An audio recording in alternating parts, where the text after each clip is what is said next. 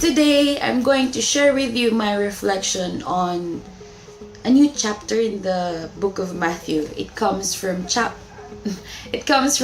Matthew chapter 9 verse 1 to 8. So it's about the healing of a paralytic. So I'm going to share with you the story first, and then I'm going to give you my reflection. He entered a boat, made the crossing, and came into his own town. This is Jesus. And there people brought to him a paralytic lying on a stretcher.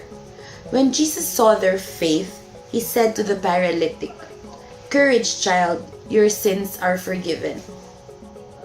At that, some of the scribes said to themselves, "This man is blaspheming." Jesus knew what they were thinking and said, "Why do you harbor evil thoughts?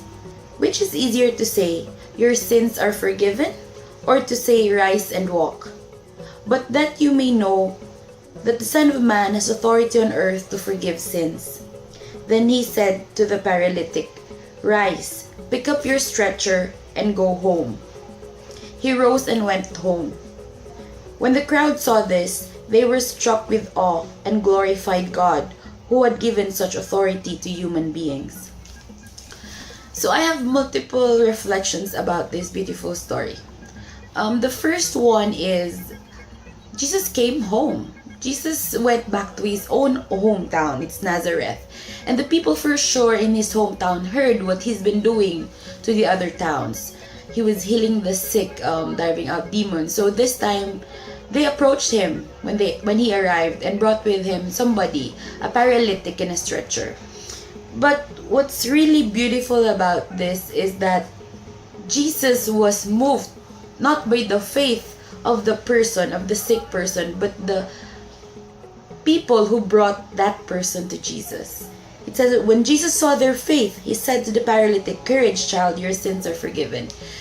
For me, it was not the faith of the sick person who moved Jesus to be led to do something for his healing, unlike all the other stories that I've encountered before. Before it was like the person who is sick wants healing for themselves, so they approach Jesus. But this time it was the faith of the people surrounding him. And what's really unusual is that Jesus said, "Courage, child, your sins are forgiven." So Jesus did not heal him in an instant physically. Courage, he said. Courage, it means you give something out of your faith. Courage. That's because I think that this man has been good, but he's been down. He's been not in good terms with himself because he was paralytic. But the people brought him to Jesus. And what Jesus gave to this man is not physical healing first, but more of spiritual healing. He wants this person to have faith first before he does something, a miracle to this person.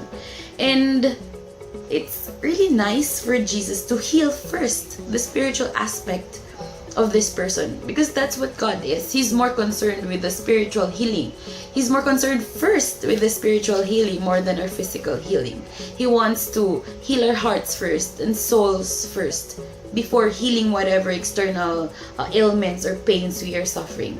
And the scribes here thought that it was blasphemous for this one man to forgive sins. But that's Jesus. He's the Son of God. He has been given the power to forgive sins, to provide healing, to cast out sin in a soul of a person. And that's what Jesus did. And after that, Jesus said to the paralytic, "Rise, pick up your stretcher, and go home." So he eventually did the physical healing to this person. And that's what our God is. He not only heals the physical when we are ill, He most importantly would prioritize our spiritual healing more than our physical healing. So I hope you got something from my reflection today. Continue watching if you like, and sharing this video, and also start journeying towards the Lord through His Word. So I hope you enjoyed and learned something from what I shared. So thank you, and God bless you.